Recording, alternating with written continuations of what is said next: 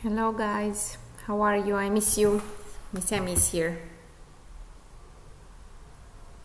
Let's check why it doesn't want to open this. Okay, it's here. Today I would like just to quickly revise with you Unit 4. Get your textbook. We will talk and I will ask you a couple of questions about the text, how Bear lost his tail. Let's start with it. Do you remember it? Can you read the questions alone? Try reading question number 1, this one here. Who are the characters in the story? If you have the book next to you, you can go through the book and check the pages if you don't remember. It was the bear and the fox and, do you remember the one that had fish in its mouth? The otter, you're right. Number 2, when is the story set? Now, or long ago, or not so long ago? Long ago, you're right. Next question. Which animal did fox see with a fish in its mouth? Go to page 54. Look at the picture. The otter, you're right. Question 4. What is the type of the story? Is this real story or not real? Could the animals really talk? No. So is that fiction or non-fiction? It's fiction, you're right. Now question 5 we did together on page 56. You can go to page 56 and check the 2 words we used to describe the fox and the other 2 words we used to describe the bear. If you go to page 56, in question B, we did some matching. We said that the fox was mean and silly and the bear was kind and trusting. Good. Question 6. Now, stay there and don't move a hair. I'll hide behind this tree and tell you when your tail is covered in fish, and then we'll have a feast. Who said this? The fox, you're right. And to whom? To the bear. Do you remember how jealous he was of the bear's tail? Question 7.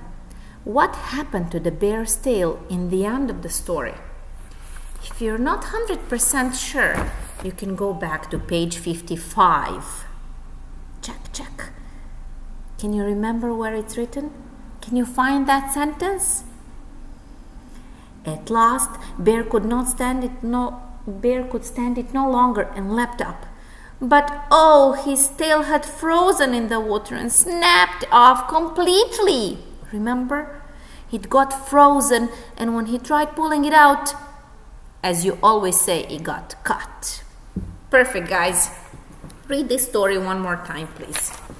If there is anything you want to ask me, you can send me a message on LMS. Now, here will be some questions from the story The Golden Slipper. Remember that one? Go to page 60 in textbook. Where was the story set? In Egypt, in Iraq, or in USA? Once upon a time, in Iraq lived a girl called Maha. So circle this. Question 2. Thank you, kind girl. If you need help, come to the river and call me. Who said this? Do you remember? The little red fish. And who gave Maha the dress and the shoes? The fish. Is this real story? Could the fish just dive and bring the bag with the dress and the shoes? No. What was the color of the dress and the shoes? The slippers. Do you remember?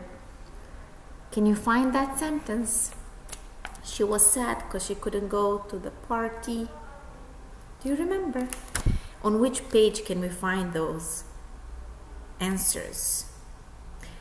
I'm on page 61. In the bag, Maha found a green dress of the smoothest silk and a pair of golden slippers. Perfect. Question 5.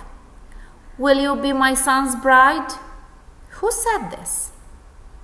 The queen. And to whom?